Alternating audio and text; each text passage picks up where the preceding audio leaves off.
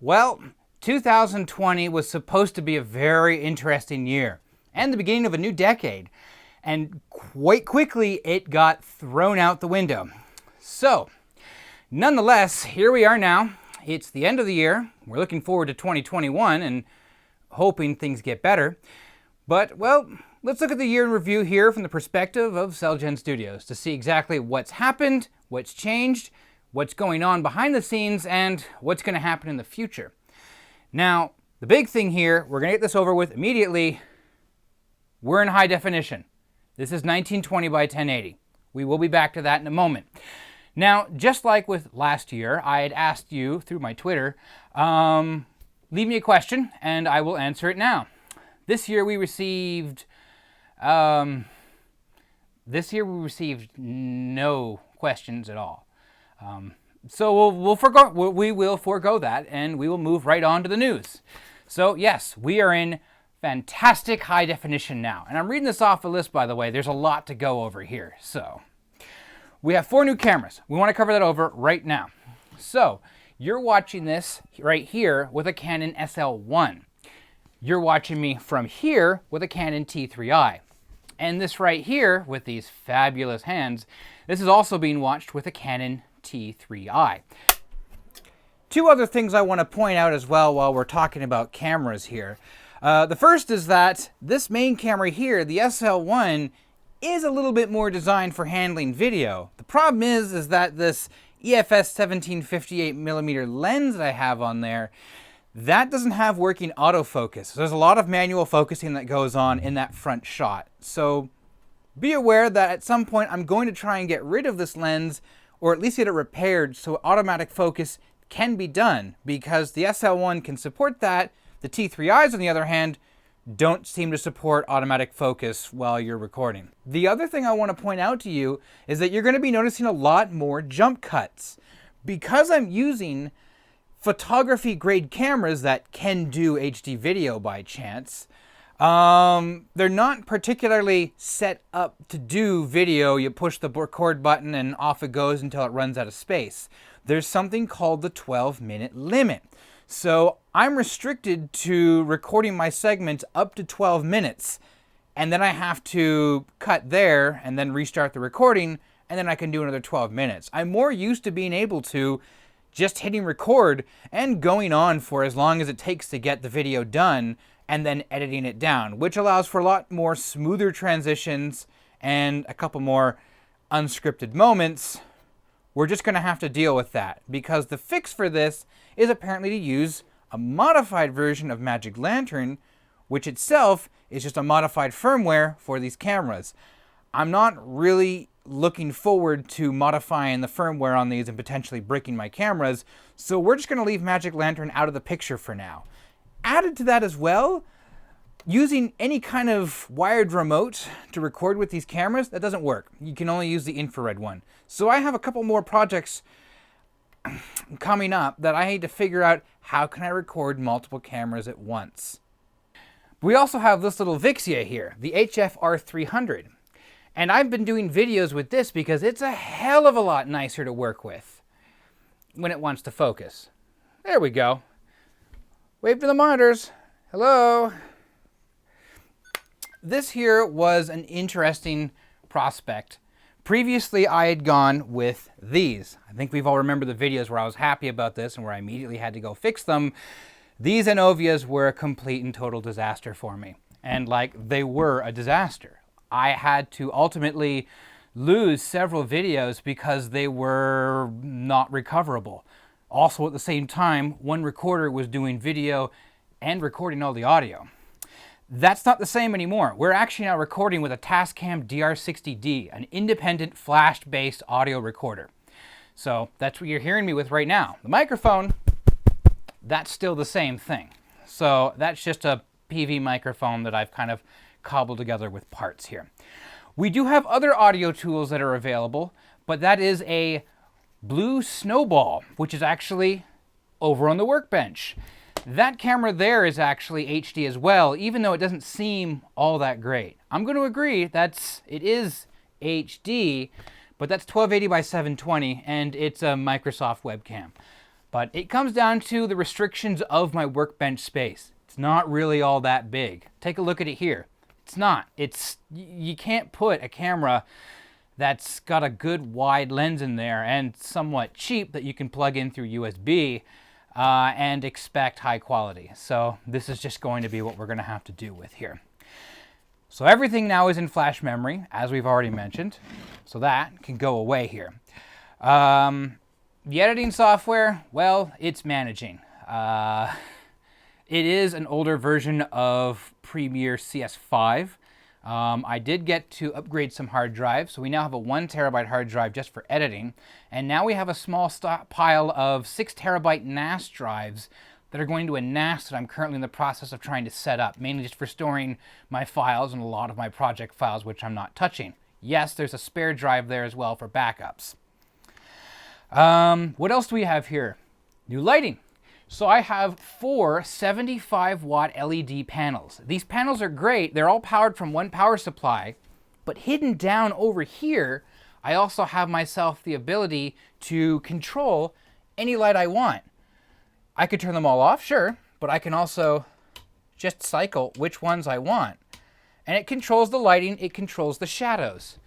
That was an interesting prospect. We have new tripods and mounts, by the way. The camera tripod ahead of you here, which is holding my LCD screens for previewing, well, that was a custom job. And above me here as well for the overhead camera, that's a custom frame I've made as well. That's been kind of an upgrade from the previous camera mount that was there. It's now significantly better and has additional controls that lets me adjust the camera. We do have newer and smaller preview displays. This was actually given to me by request, and this simply just makes it easier for me to review all 3 cameras from one spot directly ahead of me. I would also like to point out that there was a donation of RAM, so now I have 16 gigs of RAM in my PC, thank you. This has basically doubled what I had in there already, and this means that now I can render videos and not end up running out of RAM, which was causing problems with the switch to HD. Who would have guessed? Now, the total cost for all of this here. So we have the new cameras, the audio equipment, the tripods, the lights, all of that jazz. This ended up costing me $2,700. Money out of my pocket. We have no sponsors that we're going to be paying this kind of money here. And, well, this was just saved up over several months. Needless to say, my job was not making this any better for me at all. I didn't receive a raise this year. So I'm still at $14.28 an hour. Didn't get a reduction in my hours though, or get laid off, which was quite fortunate given that some people were not so lucky. So I'm going to be sticking with that for now. Speaking of money, we need to talk about monetization, sponsorship, and funding. So the big one here is that just near the end of the year, we finally switched over to the ability to be monetized. YouTube finally approved that. Hurrah, it's a whole $2. Well, I'm not going to be monetizing this year. Unless YouTube does something mean like you get forced to watch commercials that are just junk, and apparently somehow I'm able to slightly persuade what you're otherwise required to watch anyways. They're not my commercials. I'm not making money out of them in that case. Am I? We'll get to that. I don't plan on monetizing. We've remained that way for quite a while now. I have no idea how the monetizing works anyway, so I have no idea how the ad revenue streams work. I have no idea how much you're going to get paid. I'm assuming it's going to be just a couple of dollars. I mean, we don't even have 2,000 subscribers yet. So it's not like I'm expecting in the big bucks here. I can't walk away from my job to do this because it just wouldn't pay the bills. Due to space limitations, I've had to go over this on my Twitter account. I can't accept most donations. It's just I have not a lot of space, and I have a lot of stuff already. And I still live in my parents' basement because this is the most affordable way to live in the Pacific Northwest right now. Oh well. And again, I would like to really, really thank my parents for letting me stay in their basement and deal with this absolute chaos that I have brought upon them at age 30.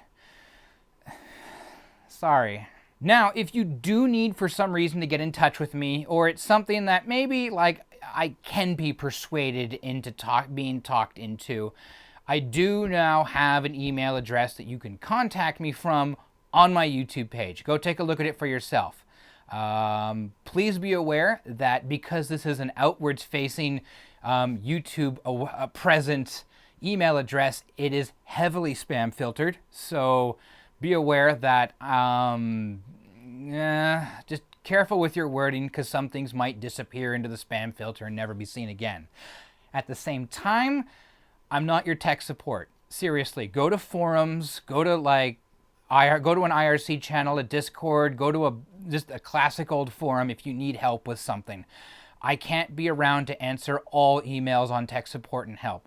I'm sorry, I have a life. I have to do something else besides tech support during work hours and tech support outside of work hours. Our main two sponsors, Disappearing Ink and The Hackery, are still our main two sponsors. They weren't really able to help me this year in any terms of support. And that's just mainly because of COVID and restrictions. In fact, I can't even go down to the coast right now and do any collaborations with them simply because there are travel restrictions here in place in British Columbia. But they are both doing well and they're doing healthy. I still strongly recommend that you contact the Hackery for any low-cost computer repairs that you're looking to get done. And if you're looking for old computer odds and ends, tech components, or maybe even a little bit of help getting some stuff repaired, Disappearing Ink is absolutely fantastic. They also do prop rentals. Check them out. They're great. And they do walk-ins. You got to look into it. All right. And I also want to nail down again, I don't have a Patreon. I don't have a Ko-fi. The point is here, I don't have any other websites or merch or anything like that set up where I'm basically going to be asking you to give me money to help support making more videos.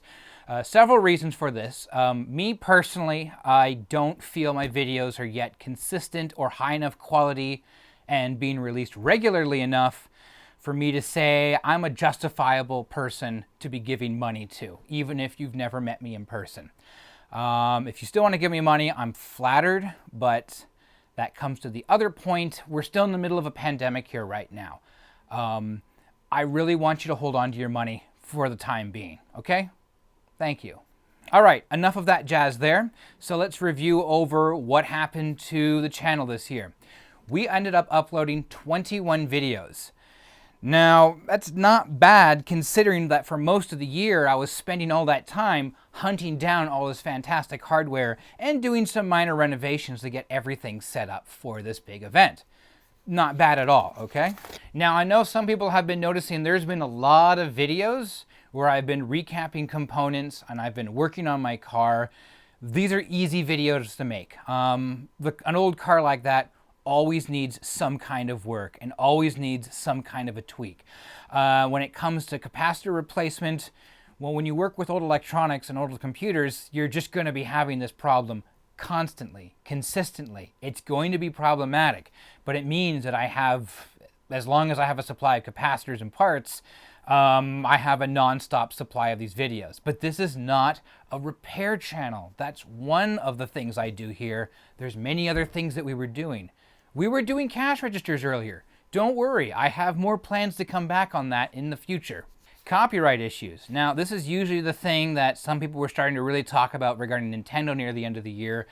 I actually did run into a problem with that. And it wasn't with Nintendo, it was with Universal Music Group.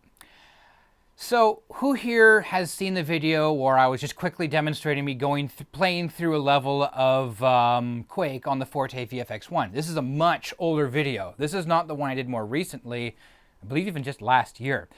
Anyways, what I had done there is that I'd taken the level music from the levels I was playing and just kind of overdubbed it because you couldn't hear it over the speakers.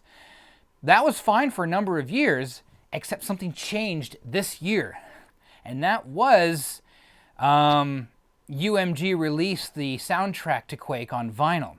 So that got picked up even though it was music from the game, and I'm totally letting this one slide. That's totally fine. That's understandable. So the audio on that got muted. Thankfully, there's nothing in that video that you lose by muting it. The video's still live, actually. It just has no audio. Now, it's also worth pointing out, it wasn't just me who got caught up with this. I couldn't help but notice that LGR had done a video just quickly discussing that this vinyl release had happened. That video went down as well. So he got hit by this one too. So that's neat. So everyone got hit by that. Another thing that we had happen this year is I did a stream. I finally figured out how to get all the cameras and audio equipment and all that jazz set up and working on my desk using OBS. And we were successfully able to do one video stream. It wasn't by all means an amazing video stream. All we did was play a little bit of Wheel of Fortune and quickly poke into Plain Mist on a 386, but it was a stream nonetheless. And your input on that was fantastic. It let me do a couple of adjustments. It let me figure out what still needed to be worked on, and it helped me figure out that some of my hardware wasn't really all that good. The Epiphan VGA to USB adapter, the original one, it's interlaced only with a pretty poor frame rate. You can get away with the poor frame rate with like older FMV stuff like that, but the interlacing, not so much. So we'll probably be doing more streams again, be it repair videos, me playing games, we'll figure that out. Again though, we ran into music issues with UMG, so that one's going to be carefully planned out. All right, and finally, now that we've discussed everything from this year, let's look forward to next year. Next year is going to be the year 2021. If we're very lucky, the pandemic will be something that'll finally begin to ride off into the sunset, and we have even more videos planned.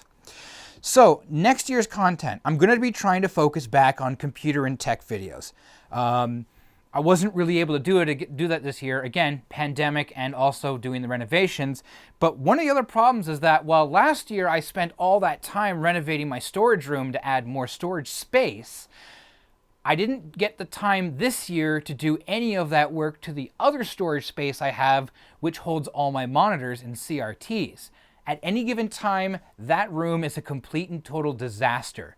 Getting to most of my monitors is really difficult because they're kind of piled up. And the building itself was built 17 years ago, kind of more as like a young man's fort to hang out with his friends and stuff like that. The building needs to be replaced and a new storage area needs to be constructed on that side of the yard. So I'm currently restricted to discussing and showing off tech where monitors are rapidly available or it doesn't have a monitor at all. From now on, we are going to be sticking to HD, by the way. Unless there's a special exception where I'm going to be discussing some older standard definition piece of video equipment, we're going to be in HD. And even then, I might just like make the standard definition video like a small box in the middle of an HD frame. We'll figure that one out. We will be trying to do for more videos. This year I was shooting for 25 videos. I just didn't have enough time, even when I went from going from one video every 2 weeks to one video every week. And then even then, adding another video in every Wednesday. We were just a couple short, but those videos were done. There's still a couple that are going to be playing after the new year here, and those were actually done this year. Okay? We're going to continue, by the way, with one new video every 2 weeks. One thing I'm going to be proposing is that some of the lower quality videos, mainly the shaky cam stuff from this camera here, I might be releasing that stuff on Wednesdays. There'll be no consistency to that. It might be just like, oh, well, I had to record this. Bam, it goes up next Wednesday. There we go. Easy enough. And that's a good video that comes up. It's the middle of the week, and you're just like, what do I do? Oh, hey, he released a new video. And you can watch it, and there you go. There's your lunch break.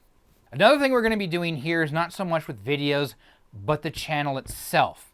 If you look at my playlists, they're kind of a bit of a mess, and they're kind of a little unbalanced and inconsistent. We have like quality content, which I haven't really released in quite a few years here. I have a computer section and I have other cool stuff. What I'm going to be doing here is I'm probably going to be dividing other cool stuff into like automotive and repairs and like fancy electronics. The idea here is that like if you wanted to look at just a playlist of that, bam, there you go. Another thing that's going to be going on with the reorganization of some of my videos is that you may notice some of my videos will disappear. So I have videos which I will admit dated rather poorly, or they kind of show me when I was at a younger age and maybe just not as well educated as I am now. So what's going to happen here is that some of these videos I know are linked to other websites. They may end up going unlisted, so the website links are not broken, but you can't see them anymore within the playlists. At the same time, some videos which I know are kind of iffy, or I know that they already have, they're already borderline on copyright issues, or quite simply, there's just other much better quality copies of it available on YouTube already, I may just remove those entirely. So keep an eye out on that. Things are going to change. Things will shuffle around. If some videos go missing, well, I hope you kept a copy of it. That's all I can say. And there you have it. This is the year 2020 in review. There have been some pretty massive upgrades that have occurred to the channel. Going forward, we still have a pretty solid path on what to do.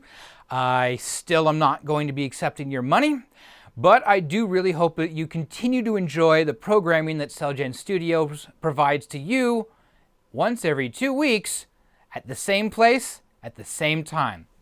And until next time, have a good one.